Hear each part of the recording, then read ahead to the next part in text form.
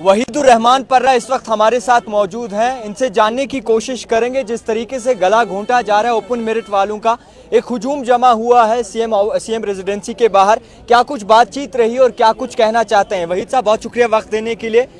कहा जा रहा है मसला सब जुडिस है, मगर यहाँ पे जब लोग आमतौर पर बात करते हैं वो ये भी कहते हैं कि 370 का मसला भी सब जुडिस था, उस पर वोट लिए गए, तो ये मसला क्यों हल नहीं हो सकता? तो कैसे देखेंगे आप इस मसले? ऑल हियर हम सभी लोग आज यहाँ जमा हुए, यहाँ स्टूडेंट्स के साथ, जो आप MBBS के स्टूडेंट्स यहाँ देख रहे हैं, प्रोटेस्ट कर रहे हैं, तो इट्स अनफॉर्चुनेट कि हमारे जो मेरिटोरियस बच्चे हैं वो मतलब काम के बना, जो डॉक्टर हॉस्पिटल में होना चाहिए वो सड़कों पे है।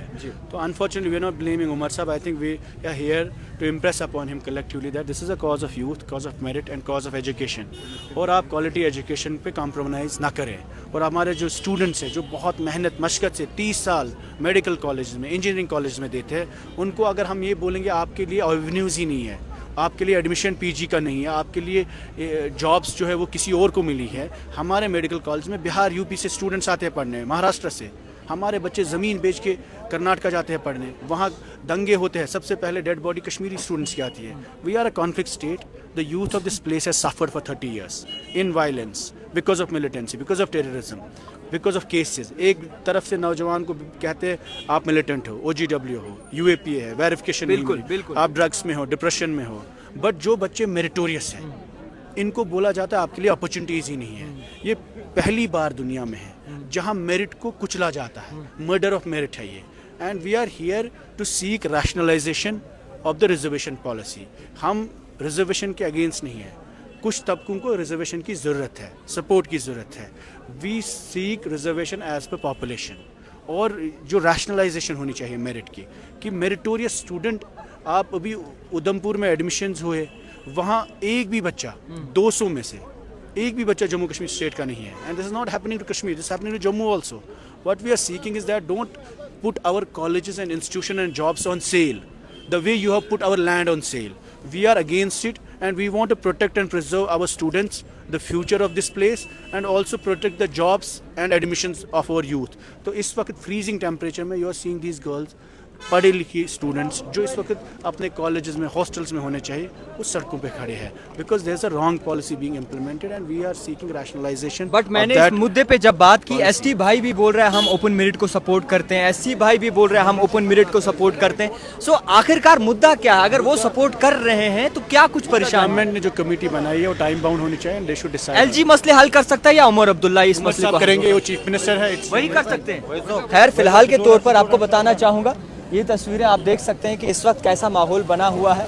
वहीदुर रहमान पर्रा की बात करें, आगा सईदुल्लाह मेहदी की बात करें, या फिर मुख्तलिफ सियासतदानों की बात करें, वो इस वक्त एकजुट हुए हैं और कहीं ना कहीं इस रिजर्वेशन पॉलिसी को पीक पर ले जाने की बात कर रहे हैं। खाली रिजर्वेशन पॉलिसी ही मुद्दा जम्मू कश्मीर का नहीं है, यहाँ पे मुद्दा है एज रिलैक्सेशन का भी, यहाँ पे मुद्दा है मुख्तलिफ डिपार्टमेंट्स, मुख्तलिफ महकमों का भी, यहाँ पे मुद्दा है अनएम्प्लॉयमेंट का भी, यहाँ पे मुद्दा है वैकेंसीज़ का भी, यहाँ पे मुद्दा है स्कैम्स का भी, यहाँ पे मुद्दा है जॉब सिक्योरिटी का भी, यहाँ पे मुद्दा है लैंड सिक्योरिटी का भी। और 370 के बाद जो तब्दीली आई है, मोदी जी ने जो नया कश्मीर बनाया है, वो साफ तौर पर यही दर्शाता है कि नया कश्मीर जम्मू कश्मीर के लोगों को कबूल नहीं है। क्यों कबूल नहीं है? क्योंकि 370 के बाद कानून जिस तरीके से बदले गए हैं, रिजर्वेशन पॉलिसी जिस तरीके से जो है बढ़ाई गई है, इसी के साथ साथ कई सारे ऐसे नौजवान हैं जिन्हें बाहर भी नहीं दिया जाने जा रहा, जिन्हें रोक कर रखा है, वेरिफिकेशन प्रोसेस मुकम्मल नहीं हो रहा है, जिनके पुरखों के